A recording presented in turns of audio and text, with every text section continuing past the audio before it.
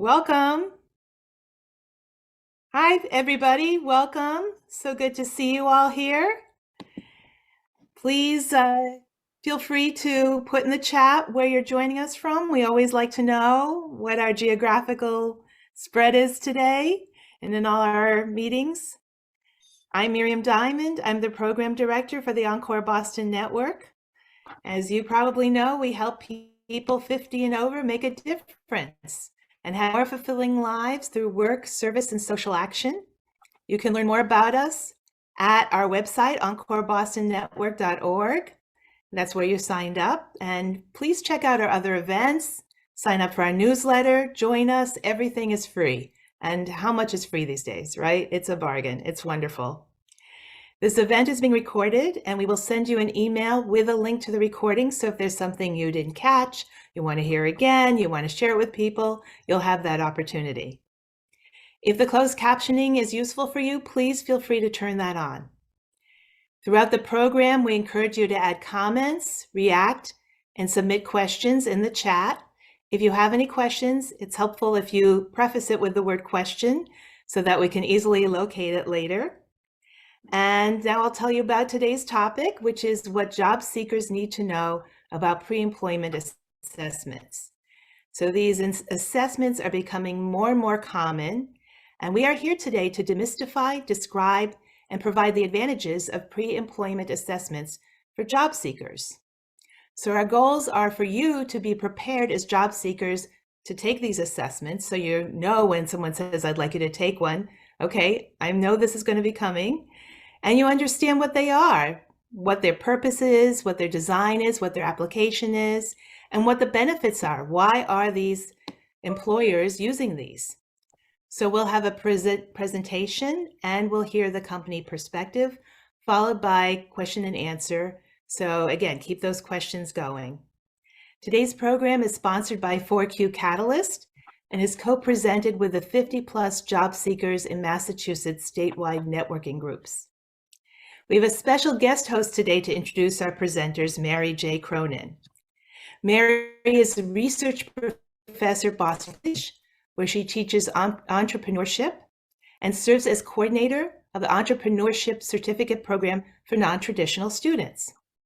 Mary is also the founder and president of 4Q Catalyst, which provides business leadership and growth consulting. She's the author of many publications, including Starting Up Smarter, Why Founders Over 50 Build Better Companies.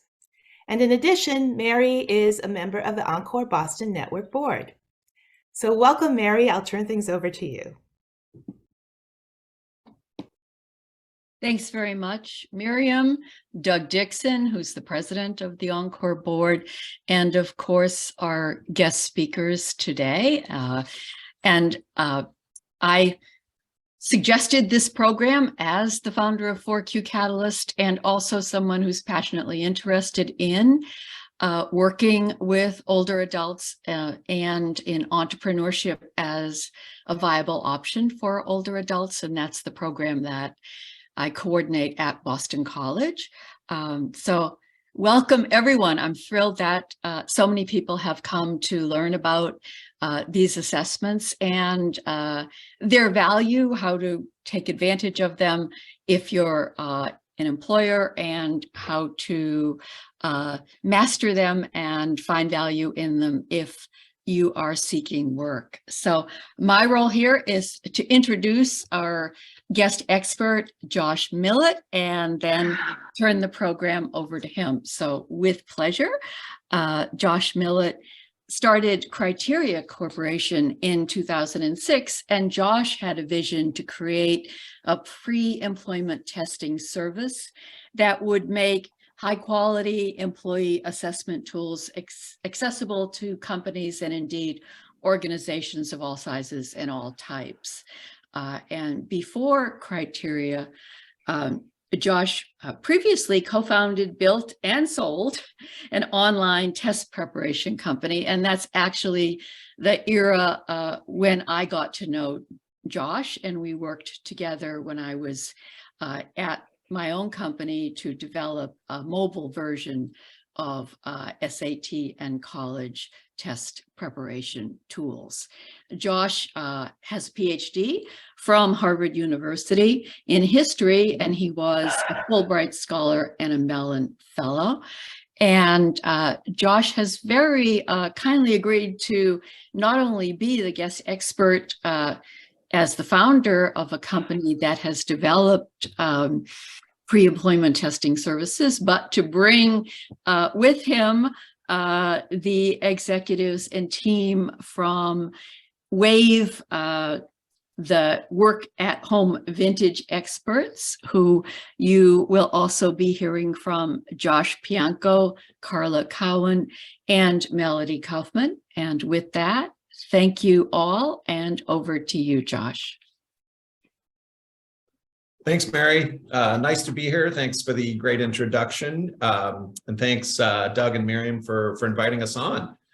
Excited to speak to you all today. I'm actually joining you from Los Angeles, but as Mary mentioned, I did have some time, 7 years, lived in Massachusetts. It's great in the chat seeing all these town names that I recognize from a while back when I lived in Somerville, Mass for a few years.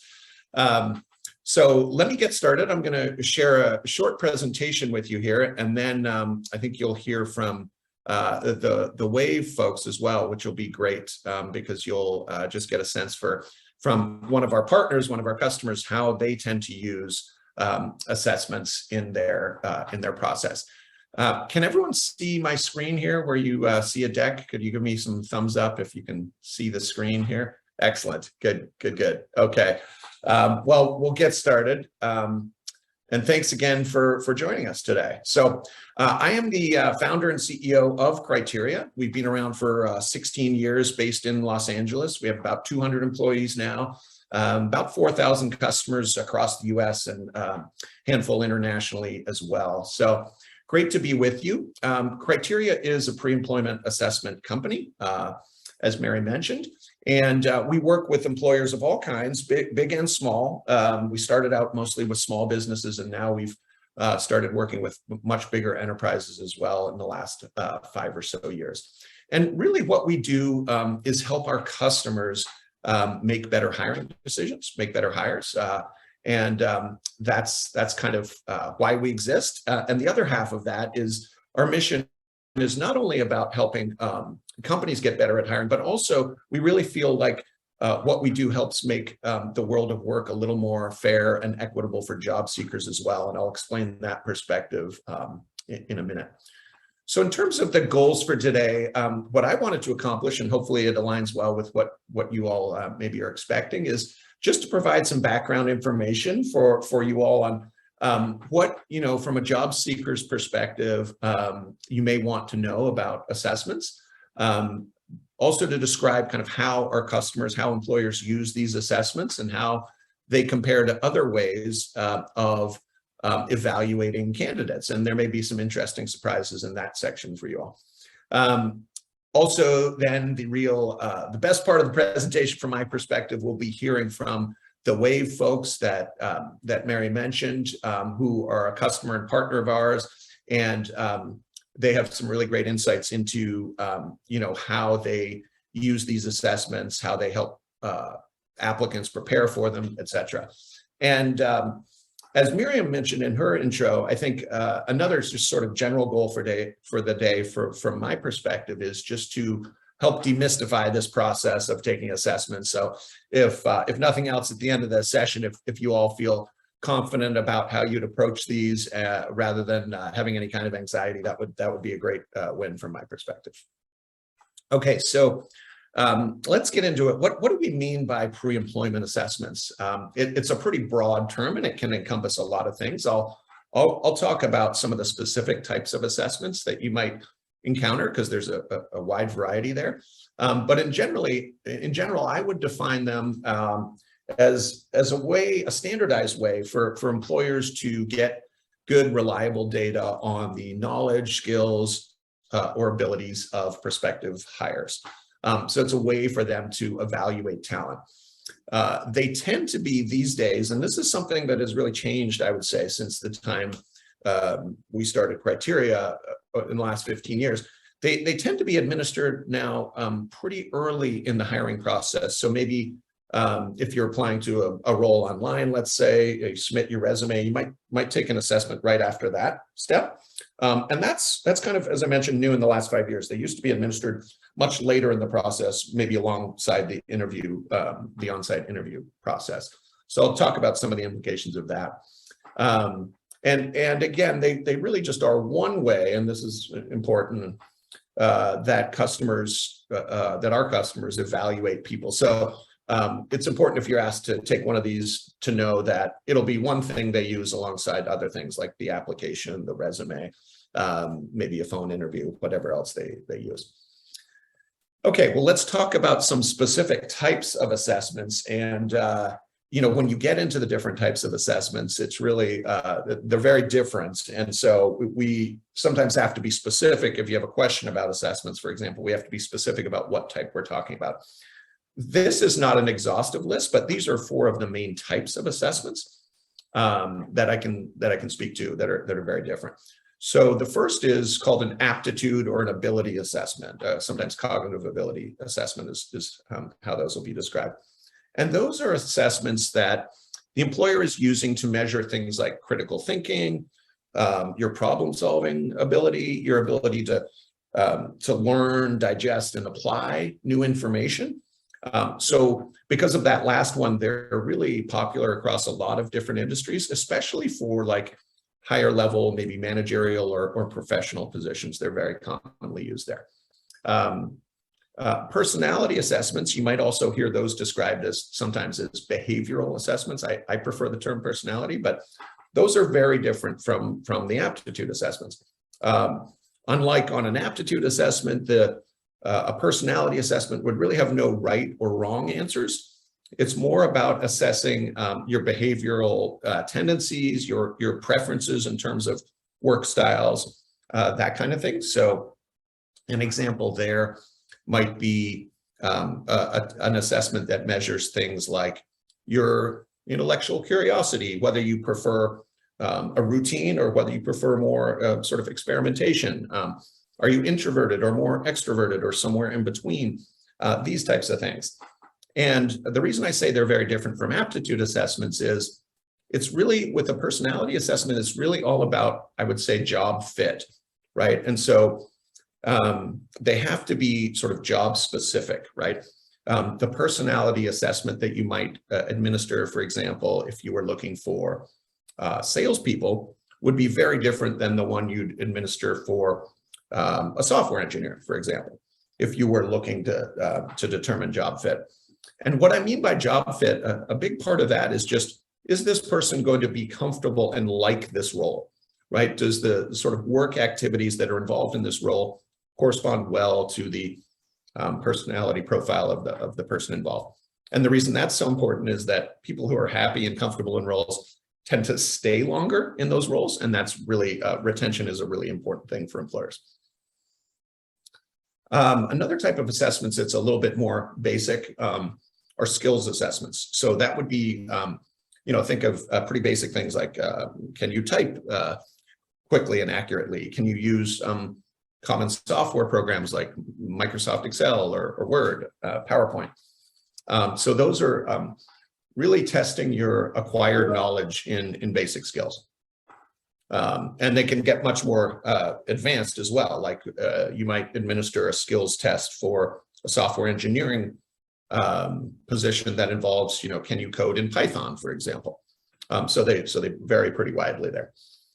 Another type of assessment, and my company actually doesn't offer this kind of assessment, so not quite as well versed here, but is called job simulations, where they're really usually in an interactive way trying to put you into the job and see how you interact in a common job activity. So an example there might be like, if you're applying to a role in a call center, for example, it might give you a listening exercise where you're listening to a customer and having to respond.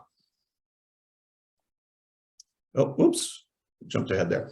Okay, so if you think about why assessments are becoming more and more common, which I think they are, there's a few reasons I see for that happening. The first is that companies, including a lot of our customers, hopefully before they found us, really struggle with hiring well. You know, there's this statistic you hear a lot in our field, which is that only 54% of new hires succeed in the US, which is really kind of a scary number for employers, right? So they're trying to improve in that way. There's also the idea that in the last, I would say, 10 years, the number of applicants that a typical employer will receive for a job post that they post online has really dramatically increased. One data point there is, I think when we started up, we got about, our customers using our software would average about 30 or 40 applicants for a role that they posted online. Now that number is over 100 across all our customer base. And that's a real challenge for employers, right? Because they have to find ways to evaluate all those people, to sort of do discovery on all those people and figure out, you know, which ones might be a good fit. And that's a lot of work when you have hundreds of applicants for each role. So assessments are a really efficient way for a company to get to know an applicant a little bit. There's also another reason assessments are really taking off is there's more awareness among HR people and people who hire that the traditional ways of hiring people and of evaluating candidates are really problematic in a lot of ways. And specifically what I mean there are resumes and interviews. I think there's a growing recognition that, you know, the way that companies have been evaluating people for the last probably 75 years, right, is really fundamentally flawed. And again, the culprits there, I think, are mainly resumes and interviews. And I think there's this growing awareness because, excuse me, because there's all this research that shows that unconscious bias and subjectivity are really affecting people's decisions in the hiring process, specifically, you know, HR people's decisions. So I'll just give you a quick overview of some of that research and why it leads to people turning to assessments. So if you look at resumes, for example, there have been some really fascinating studies that show that researchers, for example, actually this study was done in Boston and Chicago, I think about 10 years ago. They did this study where they sent out all these fake resumes to job posts, online job posts, and tracked the callback rates. And they found that when they just changed the name on the resume and sometimes the gender on the resume, they got dramatically different callback rates. Even though the resumes themselves stayed exactly the same in terms of the credentials and educational information, all that. So it really pointed to the fact that unbeknownst to them, unconsciously, right, HR people make all these assumptions when they do something as simple as reading a name on a resume. Another piece of research that's relevant here to this group, I think, is, you know, you hear a lot about companies, and I think the WAVE folks will maybe speak to this as well. But, you know, there's so many roles that have experience requirements, right? And so we know that a lot of times companies will exclude people who don't have, you know, 3 years experience, for example, in a field.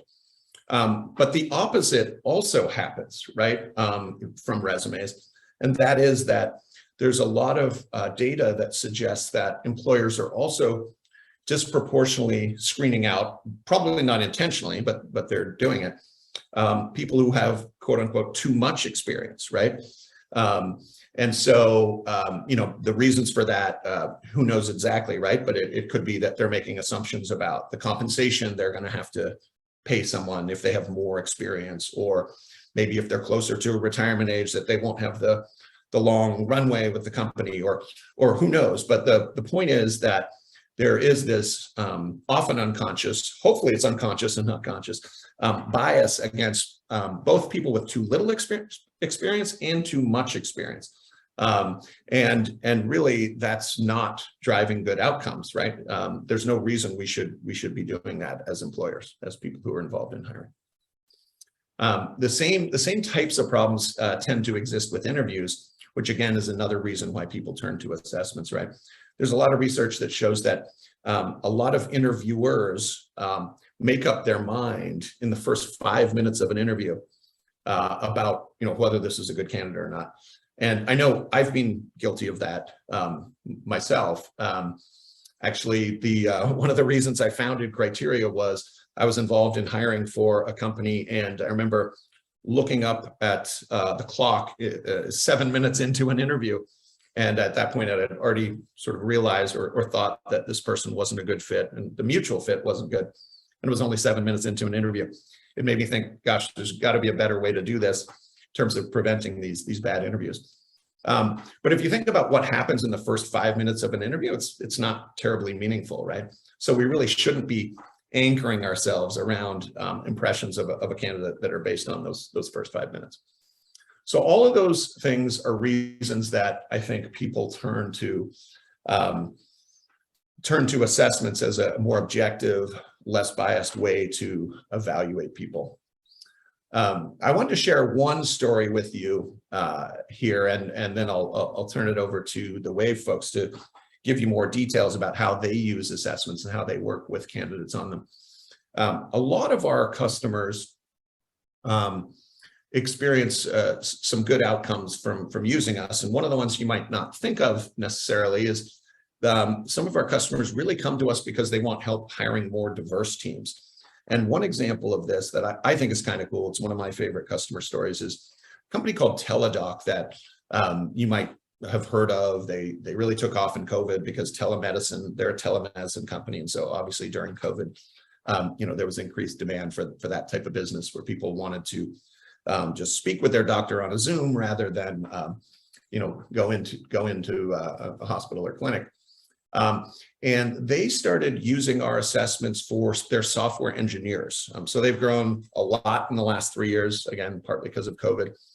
And what they found and what they were trying to fix when they came to us was that their software engineering team was very young and very, very male, right? And so they were looking to build a more diverse workforce.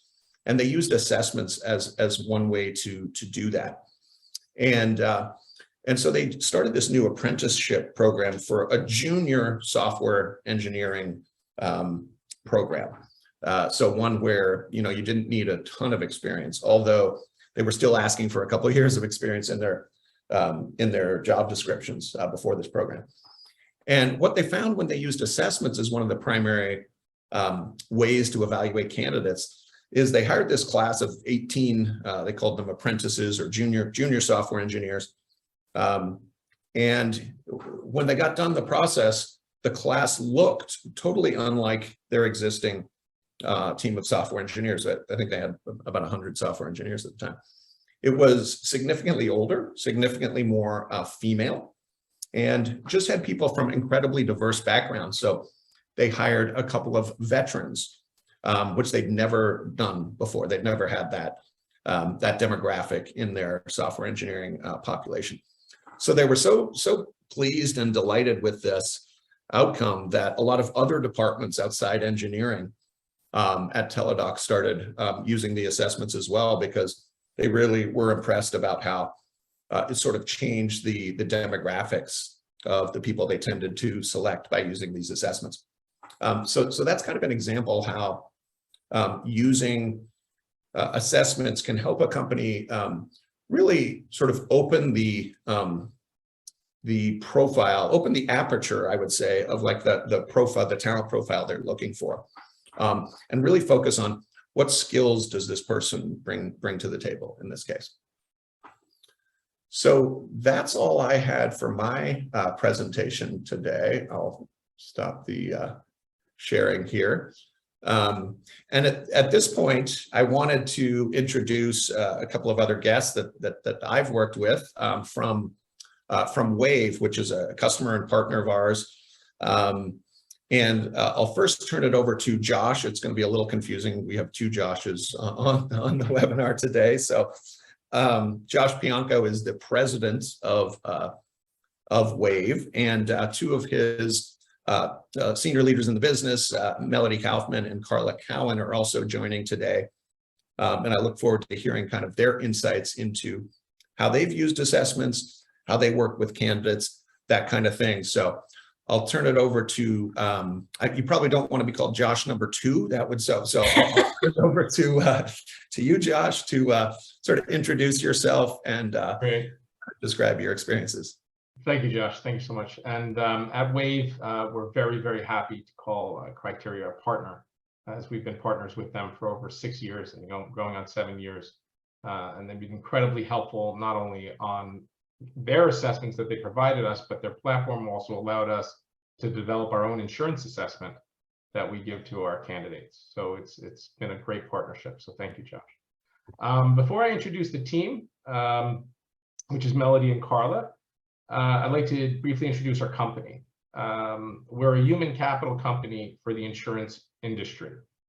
We offer 2 unique solutions for addressing the most important asset of any company, which is its people.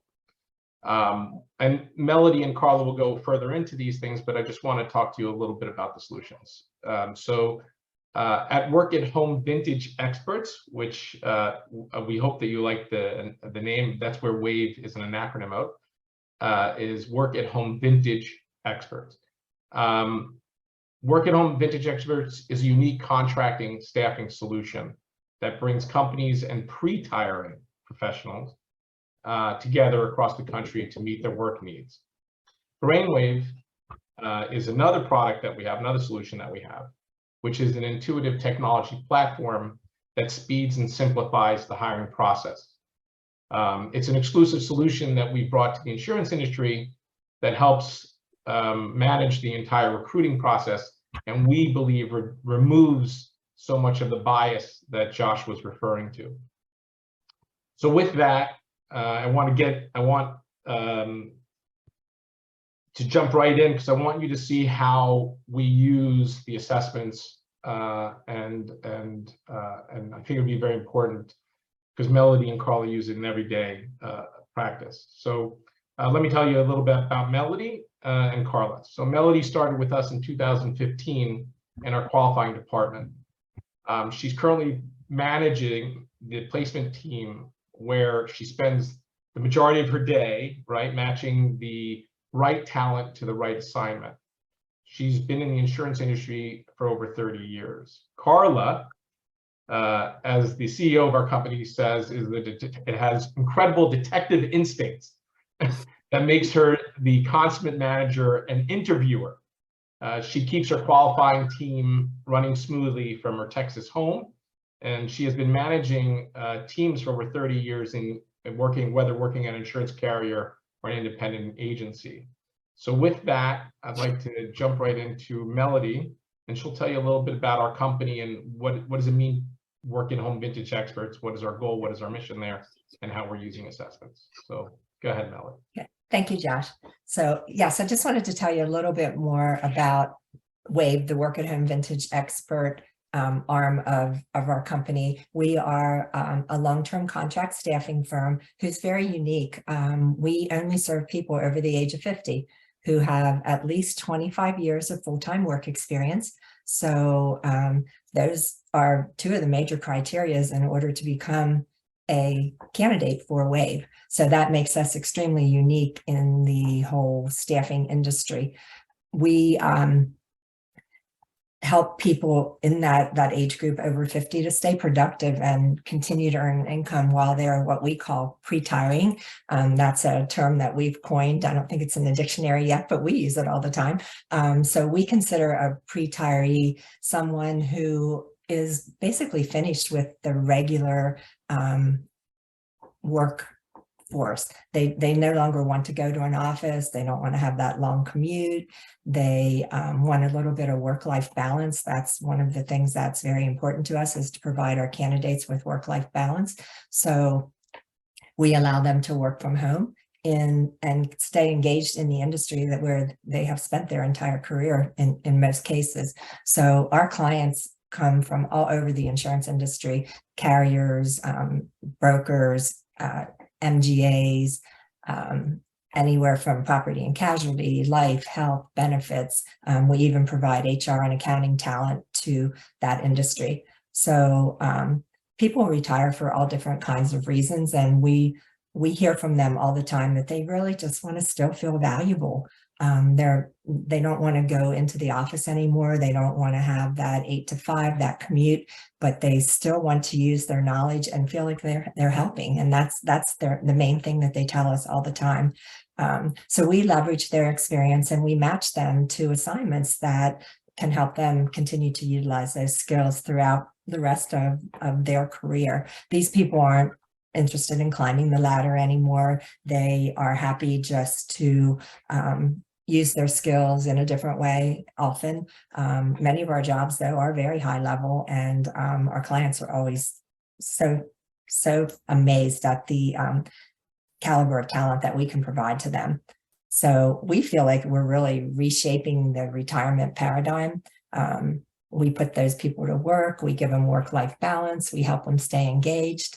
And studies have shown us that people they stay healthier, they live longer, and of course it gives you greater financial freedom when you can still have the ability to supplement your retirement income.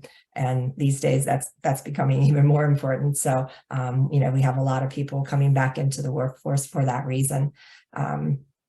So in addition to the very comprehensive application process that we use, they complete an application in our system. It creates a resume for them. We do multiple phone interviews. Carla's team spends a lot of time interviewing the candidates. They also take a whole set of assessments. And those assessments can be very basic, from grammar and math, Microsoft Word and Excel. They also can be very specific to what part of the industry that they worked in. So we can assess their ability to continue to work from home remotely. And that becomes really important to our clients. That's one of the big questions we on the placement team get asked by our clients.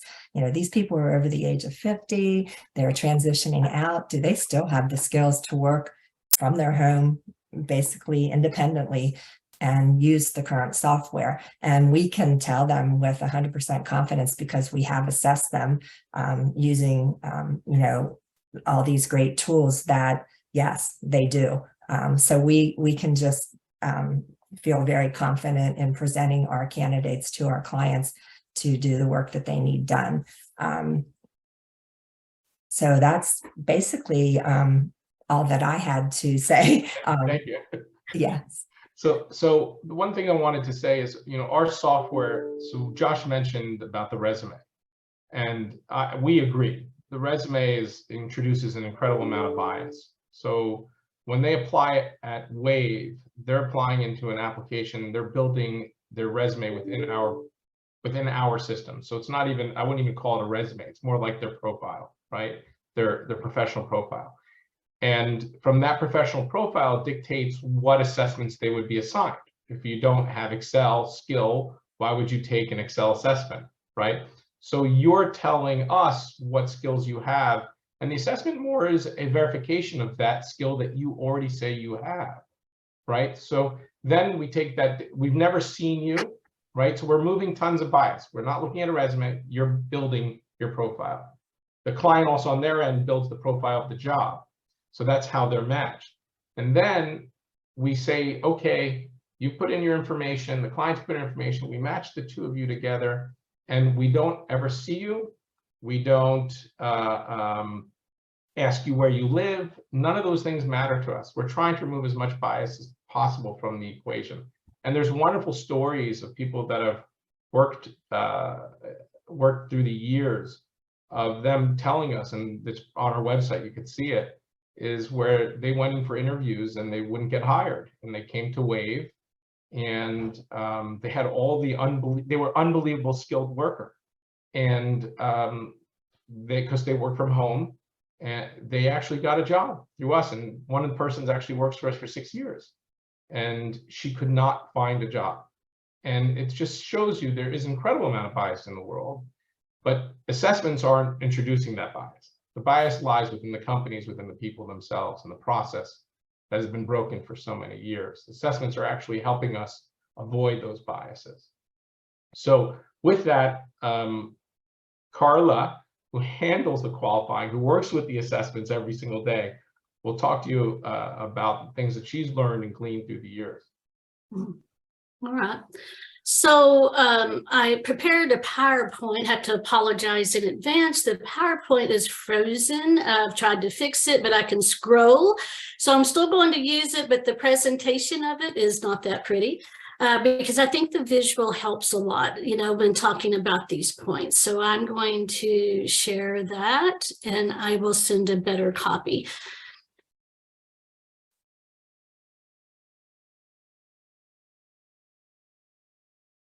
And I just want to make sure that you guys can see this. Okay, so it has all of this stuff on there that's not supposed to be there. But I did want to have the visuals. So the first thing that we always tell, we talk about the applicants over 50. That is who we are working with. And the team is dealing with individuals all over the US. I've probably worked with thousands. I mean, I've been here 9 years in January. So I've really began to understand the anxiety, or did understand too, the anxiety that our applicants will have when they think about a test. And so, these are really assessments, and what they've been saying all along is really to get a gauge and to help you be happy in what you do, help the employer be happy too, and who he's hiring. So we work with these applicants a lot. So the one thing that we always say is, keep calm, just focus on the assessment. So I threw that out there. And how to prepare. So we talk to our applicants, we care, we want them to feel comfortable, we give them empathy and how to prepare on these things. So we always say to remember, most assessments are not a pass or fail. They are just to get a gauge. They really are assessments. If you have the opportunity with the hiring manager, what assessments will be requested? If they, give that, some, will tell you, some will not, we will. But what assessments, that will be requested, and what you might do to prepare for those assessments. Some hiring managers may give you some help. We will. Someone says that they're rusty, which I say this a little bit about typing or things like that. We give them free online, information that they can just go to help out with all of that. What format, to find out what format the assessments are going to be taken. Is it going to be online? Is it going to be a video? And a lot of our applicants, they go, is it multiple choice? Is it free form? So if the questions we don't mind, and I think that a hiring manager would not mind, because as much information as you can get up front, will help you be at ease. Search the assessments to know and understand, what to expect. So you can go online and get free assessments and do mock assessments. Even if it's, math or I don't know, whatever, all those assessments that the Josh one talked about. But there are free online where you can do some mocks on that, and brush up on rusty skills. If there's going to be clerical or Excel or Word, there's a lot of free online, help on there to brush up on it before you take those assessments. Understand the system requirements and the limitations. So when I talk about limitations, it's time limitations. Most assessments are timed. So you really want to think about that, to be in a comfortable environment, noise-free, a strong, reliable internet connection. So all of those things I think are very important to help prepare. And I talked about the comfortable environment, free from distractions, strong internet. Be prompt in taking the assessments. Don't procrastinate. Once you receive those, go do your homework, get prepared, and just jump into it, because you will find that it's, and I'm talking about all the applicants that we talk with, they think they're scary and they're not. Always be aware, always be who you are and true to yourself. So when they talk about the personality, behavioral, those type of assessments, they're not tests. A lot of people try to think about, how do I answer that to what I'm trying to apply for? Just be true to yourself, answer the questions, move on. They will always be the right answers. Be confident, stress-free, knowing the assessments for you, the assessments for you are for you as well as the employer, and it's it's really important, to feel that they are giving you strength in taking these assessments, not necessarily the employer's strength. And really at the end, I put, a lot of employers, we don't necessarily, but some do, ask for the results. So some employers will give those, can I get the results of the assessments that I've taken? So those are some main takeaways that I put out there. That hopefully that helps. Thank you, Carla. And so, we believe at Wave that, and I know Josh believes this too, and I know Encore believes this, right? Is the feelings of success of the employee are directly tied to the success of a company. So when you're looking at these assessments, right, and like Carla was saying, be true to yourself. There is nothing more important than that, because if you're not true to yourself, you can't be successful at a company because you're going to be matched to the wrong company, right? So you have to be true to yourself in your skills and your behavioral assessments and so on and so forth. So with that, I just want to thank Encore again and Josh for inviting us. And I believe we're turning over to Mary for questions and answers. Miriam, I think. Miriam. Oh, Yes, Miriam. actually, yes. I will be. Thank you, everybody who has been posting questions, and I encourage you all to continue. We have some great questions. The first one, I think, is for Josh Millett. You've talked about the bias and how the testing can overcome some of the bias that can happen in interviews. So the question is, okay, so if somebody does an assessment first and it's unbiased, but then they have an interview, do you have any suggestions on how to overcome bias at that point? Yeah, it's a great question, and I want maybe to also share that, like, sort of the dilemma that the employer has. So folks on the job application side, which we've all been on, can understand. So that stat that I mentioned earlier, like getting from 150 candidates, right, to a much smaller group that maybe you're going to interview, you have to do something there to get from a big group to a smaller group, because none of our customers can afford to do 1-hour interviews with every candidate that applies, right? And so for us, that we really do believe that we're helping. We don't use the word filter out. We like to talk to our customers, and I think Teladoc really believes in this, for example, and I know Wave does, is really like talent surfacing. That's what we like to describe it as, because it's really helping people who in some cases might not have been noticed based on their resume to kind of stand out a little bit. But you're right, and Josh has a view that's, I would say, even more aligned with us than some of our customers, right? Where most of our customers have not eliminated using resumes or doing interviews, right? But they do try to use them in concert with each other so that the whole process looks better.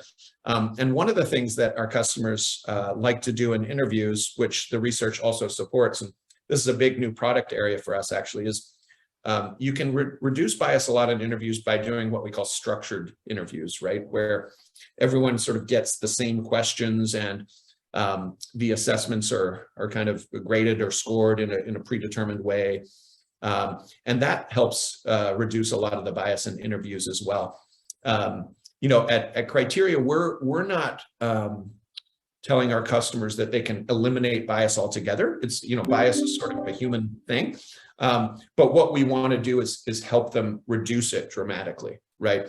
By sort of following these rules, being objective, as Josh talked about, administering assessments to get that sort of objective view of people. So I think it's a balance there, but companies are becoming more and more aware of all the ways that bias, usually unconscious bias, does sort of seep into their process. And so that's another reason I think they're increasingly using tools like this. And a related question is, do the assessments hide the names and other identifying information? I know Josh at Wave said that they do at their company. Yeah, well, I wish everyone was as good as Josh is at managing that part of the process. We actually do have a feature in our software that we call blind hiring that allows people to basically black out the names on resumes and on the assessment scores. It's not used by everyone, though, certainly. In fact, it's a pretty small group of our customers that use it. So we do like to encourage that blind hiring. Some of you might know the famous story. Actually, it's a Boston example, I think, where Malcolm Gladwell in one of his books talks about it, where the Boston Symphony Orchestra, right, in the late 90s, I think it was, started hiring people through blind auditions, right? And 20 years later, that approach is, what's behind the Voice, the reality show on TV, right? What they noticed was that they would basically, the way hiring happened at that point is people would come out, play their instrument in front of the conductor and a few of the most senior musicians. And what they discovered was at that point, world-class orchestras were like 90% male, right? And one time in Boston, they had some applicants who were related to some of the people on the judging panel. So they had to use a curtain to be fair. And what they discovered when they did that process is all of a sudden, women started getting hired at a much higher rate, right? And now that's something that's used in every orchestra in the world. Every one of the best orchestras in the world pretty much uses that technique now. And I just read an article that said that we're almost at gender parity now in orchestras, right? It's pretty close to 50% from sort of 10% 20 years ago. So it's really sort of a powerful example of how blind hiring can help. And there's also, from our perspective, there's also, again, our software removes so many of the biases, of everyday biases, because we won't deliver to the client more information than they need that would introduce bias. They trust that our process will give them the most qualified candidate. But little things that you can work on, I think if you apply for a loan, they only ask you for 10 years of living where you've lived, right? Why do you have to give more than 15 years of work experience, right? Your skills show you your level of experience, right? The things that you've gleaned and learned through the years, right? So your areas of expertise, all those things are the things that you learn, right? And so no one ever said you have to put 35 years of experience on your resume. So there are certain things that you can do, and you can Google stuff like this. How to remove bias from my resume, because obviously you can't come to Wave every time you want to apply to a job. I mean, I wish you would, but we're a few years away from that. But in serious, go online, Google how to remove bias from my resume, and do those things, follow those things. It's a smart protocol. Great. So another question, Carla, you talked about the tests being timed, and I know we have a lot of sensitivity for people who might have some special needs. Perhaps someone has some dyslexia that wouldn't affect their ability to do the job, but it might affect their ability to do an assessment in a certain amount of time. Perhaps some extreme test anxiety. So do you offer any accommodations? Do any of you want to speak with that? Sure. Yeah. Go ahead. Go ahead. I was just going to say that, that is a pretty common thing we get from job seekers. We always like to get the request from the company so that we, because we don't want to be in the business of like verifying a condition or whatever. So, but whenever we get that request, it depends on the type of impairment or the type of accommodation that's being requested. So, for example, certain, even though our software is ADA compliant and has screen readers and things like that, certain types of assessments are just can't be done in an equivalent way for a sight impaired person, for example. So we have one accommodation for that type of issue, and then for you mentioned like dyslexia, for example, a very common accommodation for that is we have assessments that I think the industry standard is 1.5 times the time. So, we'll have a version of an aptitude assessment, for example, that has an extended time limit that we can give in that kind of case. So there's a whole host of accommodations, and we work with customers to figure out which one is appropriate based on the particulars. Carla, did you want to add something to that? No, I was just going to mention that, requests can be made, that we will have that, and we will do everything we can, if it's getting with criteria to find out, what options they have. You know, and this is us. I don't know about other employers. You know, we will offer, I mean, we don't just automatically offer retakes like, oh, you didn't do so well, we're going to offer a retake, you know, but that anxiety, you know, people that, you know, maybe just can't get past it. You know, I will tell you that most of our applicants, like I said, we talked to a lot of them. At the end, they will say that is not as bad as I thought it was going to be.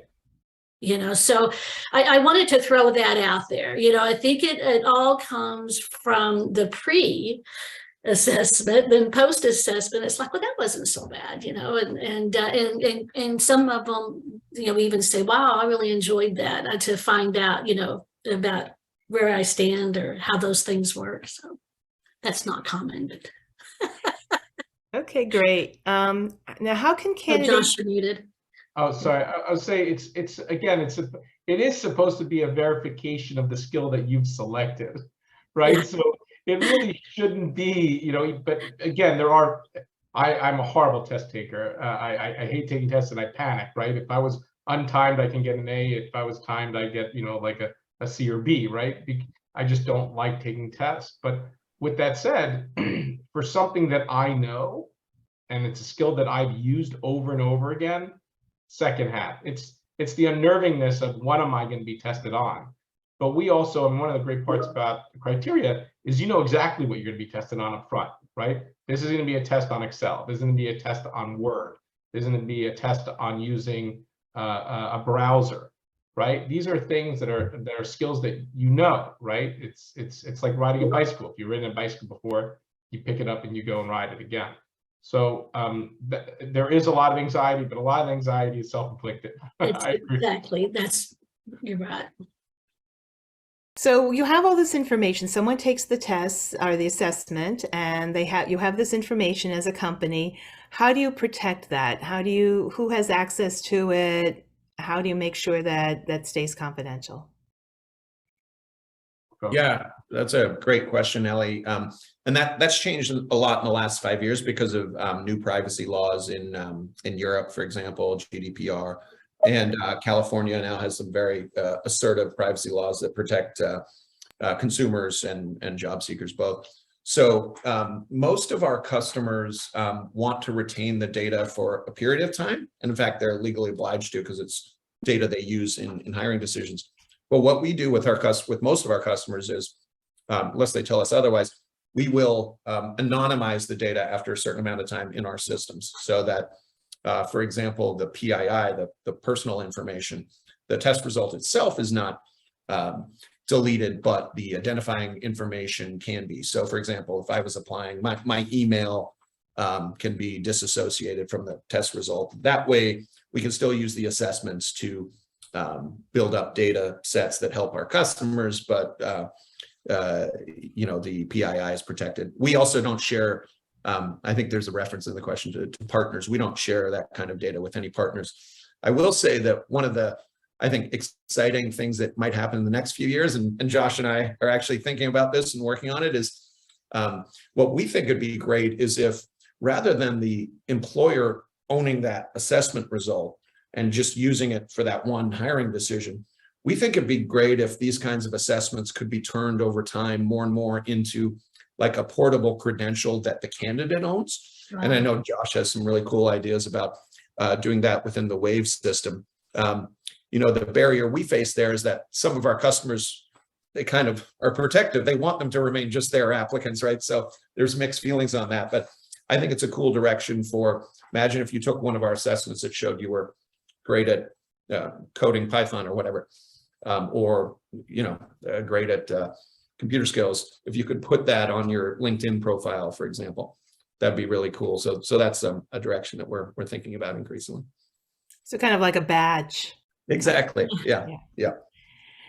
So Carla, especially, you talked a little bit about people doing a little pre-test so that they're not so nervous. Does Criteria have, like on your website, do you have example questions, or are there places that you suggest people turn to so they can, you know, calm down a little bit, see what the tests are, you know, be prepared in that sense?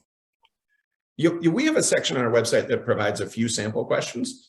And I think, like, consistent with what Carla said, like, some assessments are much more preparable than others, right? So like if you have a skills assessment and you've used Microsoft Excel in the past, for example, but haven't maybe used it recently, like that's something, there's tons of resources online that you can use to sort of prepare for that. On the other hand, like a personality assessment, there's really no way that candidates should prepare for that other than exactly as Carla said, really being themselves, because the point there is it's sort of a mutual fit that's being assessed. And it's not really in the candidate's interest to end up in a position that they're going to be, miserable in. I asked a little bit about people with special needs, and a question came up also about people for whom English is not their first language. And do you do any accommodations for that? Because that might also slow them down a little bit on a test or an assessment.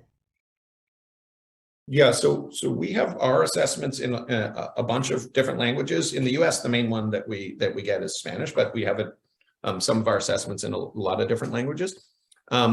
The answer to that question, though, is it's very dependent on what type of assessment you're talking about, right? Because some assessments, a lot of our assessments are sort of written at a 5th grade level. So typically people who are ESL would have no issue with those. But then there's other assessments where, for example, like a certain type of aptitude assessment might be, one of the things it might be measuring is sort of verbal fluency or communication skills.